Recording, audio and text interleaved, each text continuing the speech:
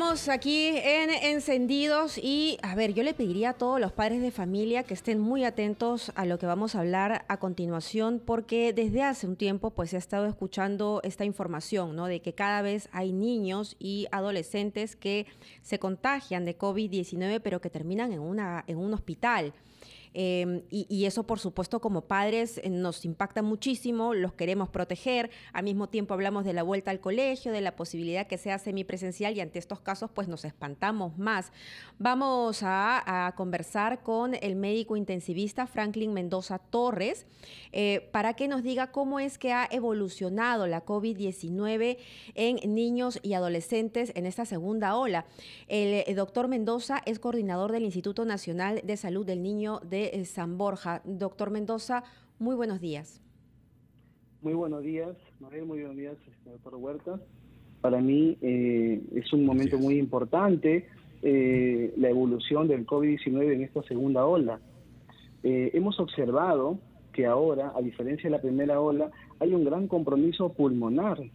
Tenemos pacientes desde 50 a 70% de compromiso pulmonar que requieren ya soporte ventilatorio mecánico, maniobras de reclutamiento alveolar, pronación y obviamente lo que implica también estar en un ventilador mecánico y en UCI. Wow. Cuando hablamos de un aumento de casos, ¿podríamos colocar los números para entender, para tener el panorama concreto? Correcto. Del mes de enero, en comparación a este mes, hemos observado ya un 50% de aumento de cantidad de pacientes que ingresan a UCI con compromiso pulmonar. Estamos hablando ya de 46 pacientes en solamente 2 meses COVID positivo que ingresado al Instituto Nacional de Salud del Niño San Borja. Nosotros, a través de la doctora Zulema Tomás y el comando COVID del instituto, hemos preparado una unidad de cuidados intensivos con 12 camas totalmente equipadas para poder asumir ahora lo que viene con el compromiso ventilatorio. Son pacientes que hacen PARS, que es la complicación severa de la neumonía por COVID-19 y que los lleva a ventilación mecánica. Algo que no veíamos en la primera ola. En la primera ola el compromiso pulmonar llegaba a un 30-40%.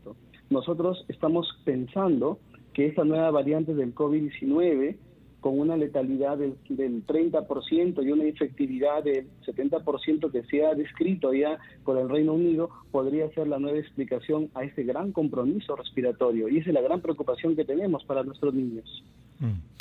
Doctor Franklin, buenos días. A ver, vamos con los números. Usted nos dice que entre enero y febrero de este año ha aumentado en 50%. Por ejemplo, en las 4 semanas de enero, ¿cuántos casos tuvieron? Nosotros en las 4 semanas de enero hemos tenido 30 casos, doctor. Muy bien. Eso comparativamente al mes de junio y julio de la primera ola, recién empezamos a ver el despunte al cuarto mes. Ahora lo estamos viendo ya en el mes de enero y sobre todo en la quincena de febrero. Muy bien. El año pasado, ¿cuántos casos tuvieron por mes? Nosotros en promedio, considerando más de 200 casos desde que empezó la emergencia sanitaria, hemos tenido aproximadamente 15 a 20 casos, considerando desde el mes de marzo, ¿no? Pero ya ahora, solamente enero, febrero, ya 46 casos. Muy bien. Entonces, el año pasado, desde marzo, ustedes veían un promedio de 15 a 20 casos por mes. Digamos, hospitalizados en UCI. De eso estamos hablando, ¿no es cierto? Hospitalizados tanto en UCI como en quinto piso, que es hospitalización. Muy bien. Entonces, entre hospitalizados en su quinto piso, hospitalizados porque estaban obviamente desaturando, etcétera, y UCI que ya estaban enfermos y necesitaban más asistencia, ustedes veían marzo, abril, mayo, junio, julio del año pasado, alrededor de 15 a 20 por mes. Eso fue lo que tuvieron. En promedio. Muy bien. ¿El aumento que ustedes han notado es a partir recién de enero de este año o ya lo habían visto en noviembre, diciembre del año pasado? No, ya nosotros a partir de enero empezamos a observar y justo en la quincena de enero es donde evidenciamos este despunte de un 30% y ahora un 50%. Perfecto. Entonces podemos decir que hasta diciembre del año pasado estaba en ese ritmo de 15 a 20 por mes. Y que incluso, ya en enero, doctor, hemos aumentado. Claro, incluso en el mes de noviembre y diciembre se observó una disminución importante, y en el mes de diciembre prácticamente donde hemos observado esa salida masiva de toda la población adolescente, sobre todo a los centros comerciales, a los lugares de distracción, reuniones familiares, etcétera.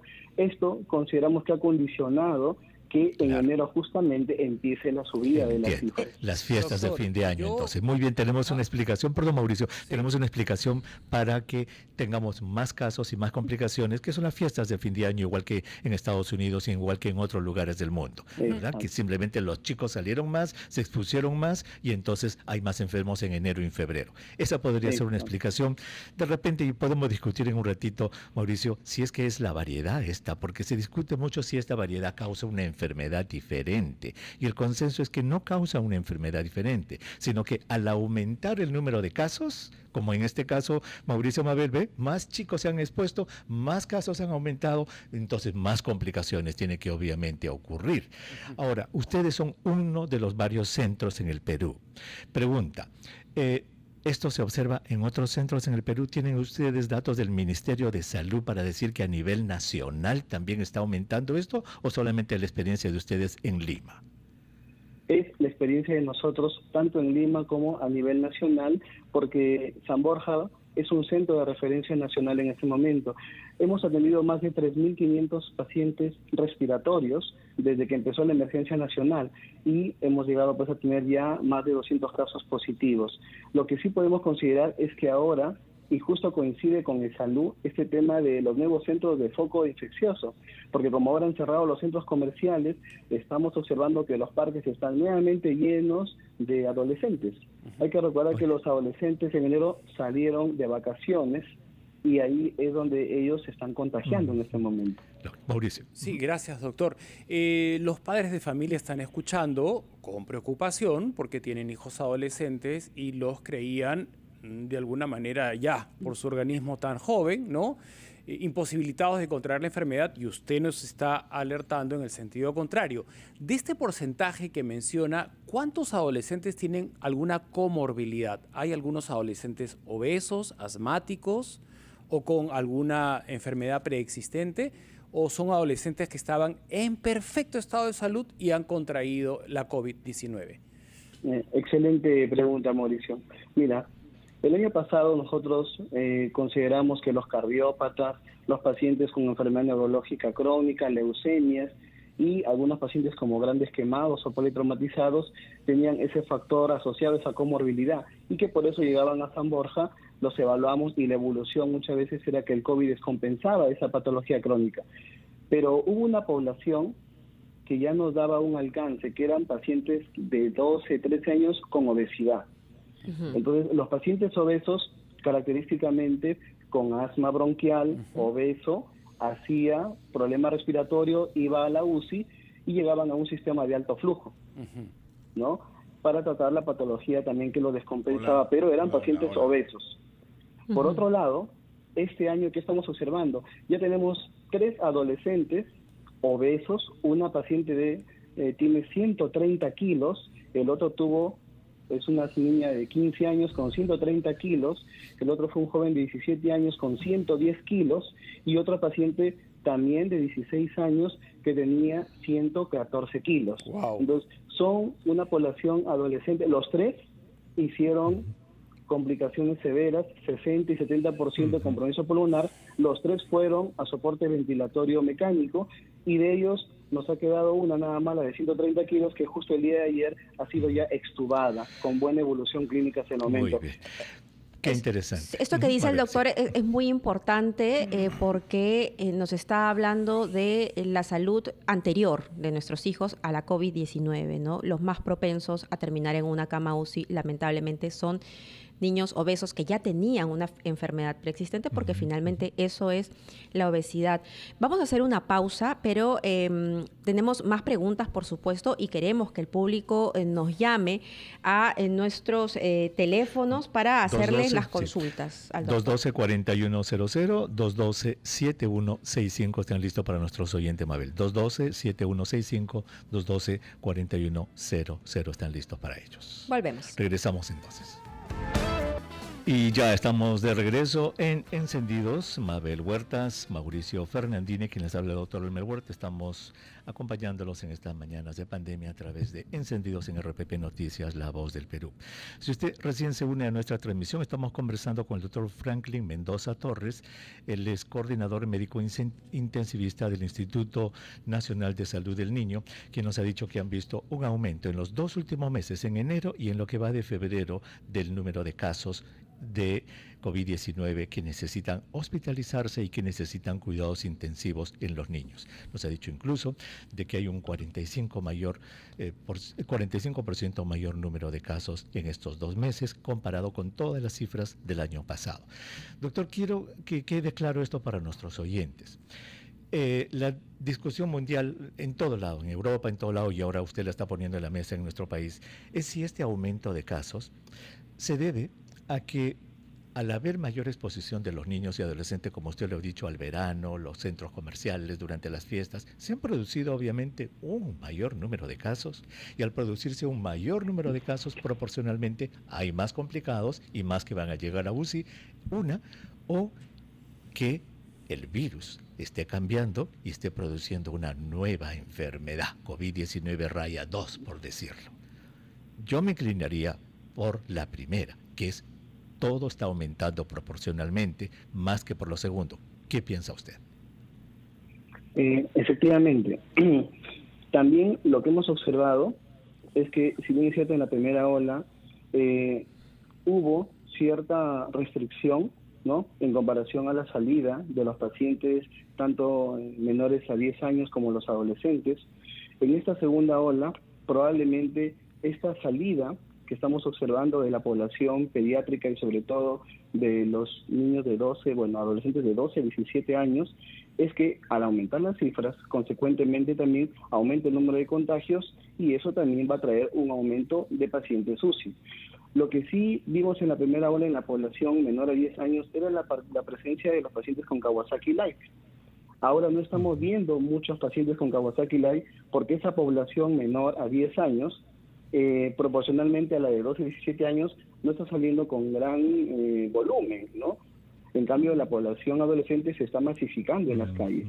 Entonces, consecuentemente es el aumento, ¿no? Claro. Entonces coincidimos, doctor, en que es más el aumento que el decir que es la variedad la que está causando el problema. Me alegra que coincidamos en eso.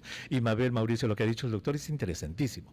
Esto que ha dicho Kawasaki-like es lo que se llama el síndrome multiinflamatorio sistémico en niñitos. Les da una enfermedad muy severa, felizmente tiene muy baja mortalidad, y lo que el doctor nos ha dicho que en la primera ola el año pasado vieron muchos casos de ese síndrome multiinflamatorio de niños y ahora ya no. ¿Por qué? Porque la población es de más grandecitos, ya es de adolescentes.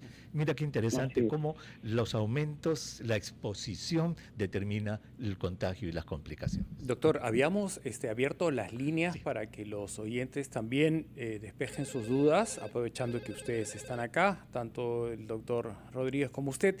Y Flor, desde Pueblo Libre, tiene la primera pregunta. Buenos días, Flor. Buenos días, doctor Elmer Huerta. Sí. Buenos días, Mauricio, señorita Mabel, muy buenos días. Buenos días. Agradeciendo bastante por esta información que día a día dan. Yo realmente estoy muy preocupada, estoy, como dice, confinada en mi casa, no desde hace mucho tiempo, porque soy personal de salud, soy enfermera, y realmente la comunicación es muy importante que le llegue a nuestra población, y sobre todo a los padres que realmente son los que dirigen y controlan el hogar y la familia, y sobre todo a sus adolescentes, niños.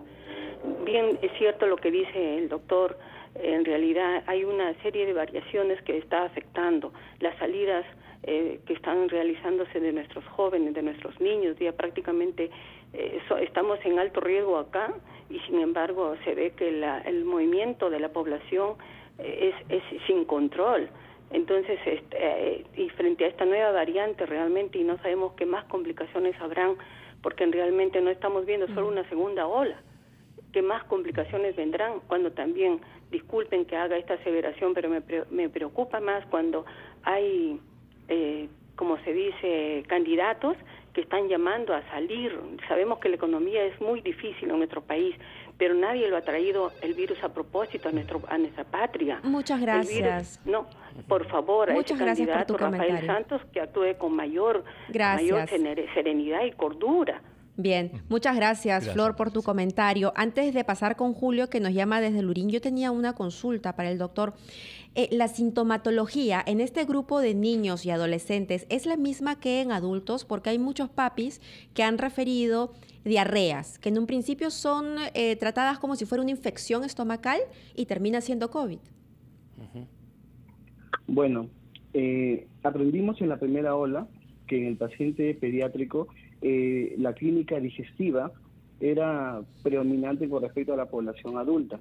Los niños tenían náuseas, vómitos, dolor abdominal, diarrea, fiebre, llegaban a las unidades de urgencia para ser hidratados, incluso en algunos casos más severos, ¿no? Se les hacía su prueba de descarte y la prueba salía positiva, ¿no? Eso es lo que aprendimos en la primera ola. Entonces, había un porcentaje más o menos de un 60% de clínica digestiva en correlación a una clínica respiratoria.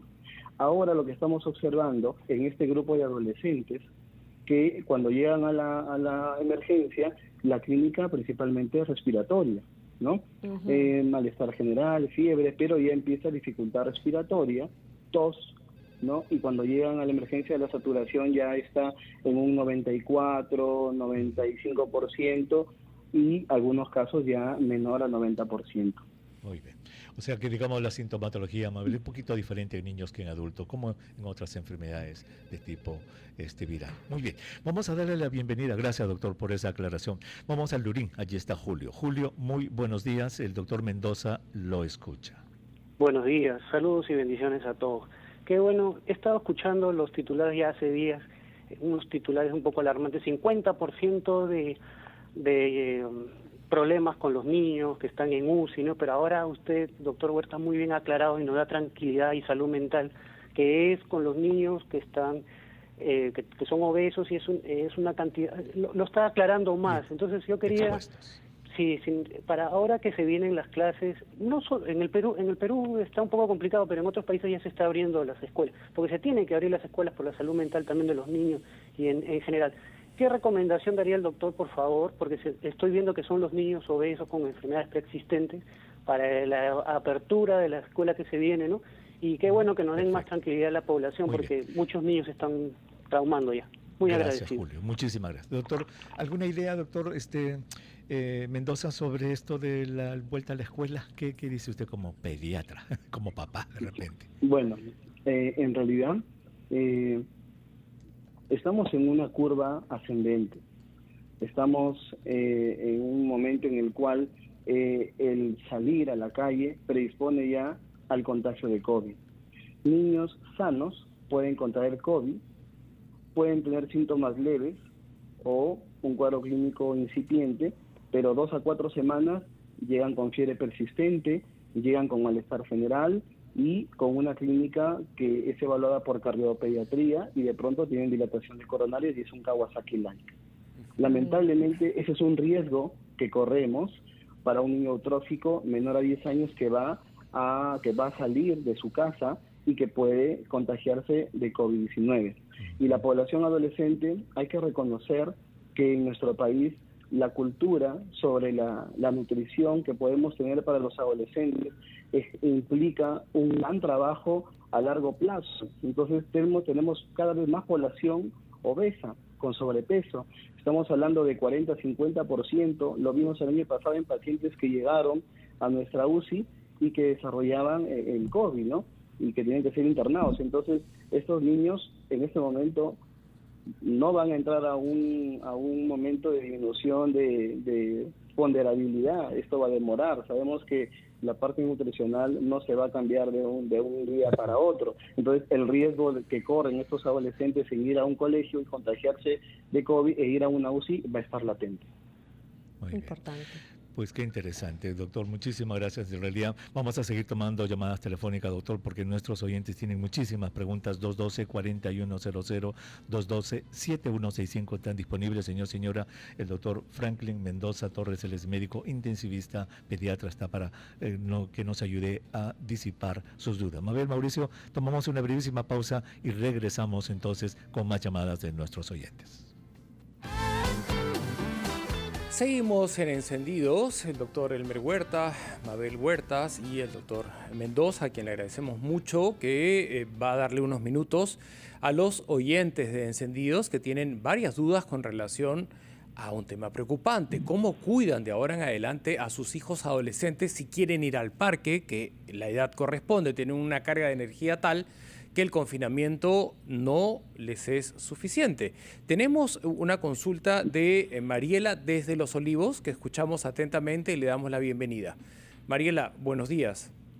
Buenos días, Mauricio. Buenos días con todo el personal que trabaja en radiogramas. Y primero quisiera felicitarles por toda la labor que ustedes hacen, tan ardua, de podernos informar con todo lo que es al respecto al COVID, tanto en adultos como ahora en niños se está presentando. También quiero felicitarle al doctor. Yo siempre digo, mi casa acá es mi doctor favorito, que ya me van a botar de la casa, me voy a divorciar, creo, por eso. Entonces, quería hacerle una pregunta al doctor y también al médico intensivista. Entonces, por toda la información que nos están dando, quiere decir que los jóvenes tienen que seguirse cuidando, los padres tienen que influir en ese cuidado. Y también creo que es un mensaje, si lo podría decir el doctor y el doctor Huerta también, que el Ministerio de Educación tiene que tener en cuenta en que si los jóvenes con esta, digamos, mala información o mal conocimiento que tienen, creen que son fuertes, salen a las universidades, salen a los colegios, sobre todo los de secundaria, también los niños de primaria, ¿no? Son más, de repente, inconscientes en el cuidado, unos más que otros. Entonces quiere decir que esta curva puede crecer, ¿cierto? Y también sería bueno que nos den unas recomendaciones muy grandes a los padres, a la población y también al ministerio, para que tengan en cuenta de no estar diciendo, vamos a ver si van al colegio, vamos a ver. No van, nada más. ¿Por qué? Porque o la vida o el estudio. ¿Cuál es primero? Hay que tener consideración de que los médicos se matan, los periodistas se matan, disculpen, ¿no?, la palabra, explicando que hay que cuidarse, que no hay que salir, y algunos yo veo en la calle a unos padres con sus hijitos sin mascarilla, algunos jóvenes con la mascarilla abajo, mal puesta. Entonces, creo que palabras de reflexión, tomar conciencia a toda la población de que debemos de cuidarnos y a cada rato seguir escuchando, seguir informándonos, porque no acabamos de aprender con esto del COVID. Ahora está creciendo con los niños, con los jóvenes, con los gorditos, como son obesos, entonces está subiendo. Y yo quería una recomendación eso al médico intensivista, al doctor Huerta, y todas las recomendaciones que ustedes nos dan, yo les agradezco. Gracias, no sé, también si podría darme una pequeñita, un consejo, ¿no?, o una recomendación o una indicación. Si un paciente adulto, ¿no?, que ha sido operado del corazón, puede recibir esta vacuna que tanto hablan, pero que se está cuidando. Eso quería decirle y agradecerle mucho a ustedes por todo lo que hacen por nosotros. Muchas gracias, Mariela. Yo le contesto rapidito. La segunda pregunta es así, obviamente, una persona que tiene enfermedad del corazón, que haya sido operado, está en riesgo de tener complicación y sí debe vacunarse, no le va a pasar nada, que se vacune cuando le llegue su turno. Doctor Mendoza, con respecto a la pregunta de nuestro oyente, la labor de los padres y si esto se podría poner peor si es que no hay un cuidado en ese sentido. Bueno, el padre juega el rol más fundamental en la pandemia para el paciente pediátrico, porque la responsabilidad que tiene el padre, el amor hacia sus hijos, implica también que debe tener una cultura de prevención. Cuando un niño tiene que salir porque el niño quiere dar una vuelta en el parque, bueno, el padre tiene que estar al lado del niño, tiene que educarlo, explicarle que si va a dar una vuelta al parque, va a estar al lado de él. No puede ir y jugar con otros niños, no puede ir y desentenderse del niño y el padre simplemente decir volveré a recogerlo. No se puede hacer eso. Tenemos que estar pendientes de nuestros hijos. La responsabilidad parte de ese punto de vista, prevenir que el niño no se enferme. Es lo mejor que podemos hacer. En casa también habíamos comentado sobre las distracciones que pueden tener. Yo recuerdo mucho cuando era niño y jugaba con mis hermanos mayores. jugaba y me distraía. Podemos nuevamente retomar ese punto de vista ahora que todos estamos en casa y buscar distracciones sanas sin necesidad de que el niño tenga que salir o tenga que recurrir a una diversión electrónica. Podemos hacerlo en casa de manera adecuada. Vamos ahora con Juan, que nos llama desde Surco. Le vamos a pedir a Juan que sea conciso para dar oportunidad a otras llamadas. Juan, muy buenos días. Buenos días con todos. Sí, quería hacerle una pregunta específica para los doctores. Sí, te escuchamos. ¿Qué opinan sobre el tema para los adolescentes y niños, la toma de la ivermectina como preventivo? Muy bien. Doctor Mendoza. Bueno, debemos considerar que hasta ahora la evidencia científica aún es escasa en la población adulta. Los estudios o metaanálisis o revisiones sistémicas que queremos para dar una recomendación a nivel mundial todavía están en proceso. Hay que recordar que esto toma tiempo, 1 o 2 años muchas veces o un poco más. Entonces, nosotros en San Borja consideramos de que el paciente cuando llega a la emergencia y pasa a la UCI debe recibir el tratamiento que hasta el momento ha tenido mejor evidencia científica.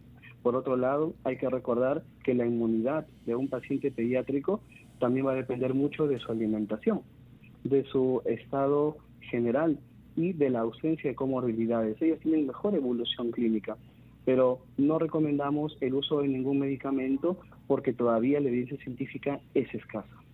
Muy bien, ahí está la ivermectina, muy bien. Sí. Mauricio, perdón. No, si quería añadir algo de la ivermectina en adolescentes, concuerdo, entonces le damos pase a Christopher, que está en el Cercado de Lima. Buenos días, Christopher. Aló, doctor, buenos días. Buenos días, Christopher. Sí, tengo una consulta para el doctor del Instituto del Niño. Deseaba saber, según su experiencia, cómo se ha desarrollado el COVID en los niños que tienen asma y están medicados para el asma. O sea, que tienen asma controlada. Gracias. Buena pregunta, Mauricio. Doctor Mendoza, niños con asma. Sí. Nosotros hemos tenido en la primera ola, sobre todo en los meses de julio, agosto y septiembre, tuvimos un aumento de pacientes con asma bronquial que estaban en casa, que estaban controlados y que de pronto desarrollaban la infección por el COVID. Esta infección por el COVID los llevaba a desencadenar, como cualquier proceso viral, su crisis asmática. Los que llegaron a emergencia llegaron con una crisis asmática severa, que hicieron broncoespasmo y tuvieron que requerir un manejo intensivo. De esta población, ninguno fue a ventilación mecánica, pero sí a sistemas de alto flujo. Por tanto, podemos considerar de que así como otros virus que desencadenan, ¿no?, una crisis asmática que podría ser moderada o severa, también el COVID-19 ha tenido esa evolución.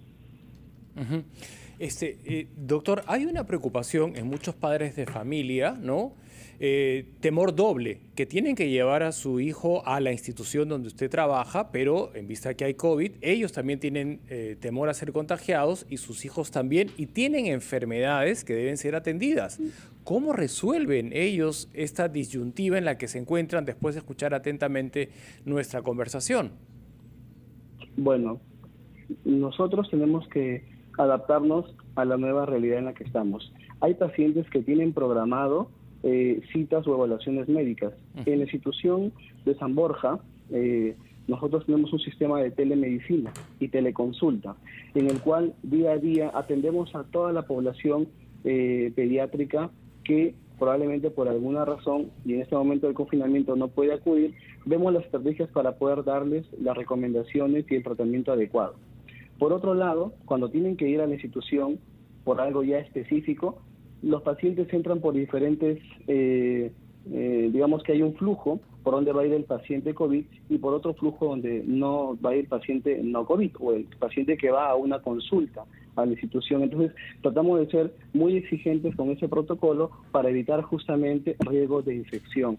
Igual, salir de casa en estos momentos va a implicar siempre un riesgo mínimo, pero lo va a requerir. Así es. Muy bien, muchísimas gracias, doctor Mendoza, y muchas gracias a todos los que nos llamaron también para hacer las consultas. Vamos a nosotros seguir observando estos números que nos imaginamos deben bajar conforme esta segunda ola también baja, y hay que preocuparnos mucho, y que eso creo que es la lección de hoy. Hay que preocuparnos mucho por la alimentación de nuestros hijos, cómo los estamos nutriendo, apenas hayan síntomas de obesidad, no por un asunto de estética, ¿no? Sino por un tema de salud. Tienen ellos que encontrar su peso ideal.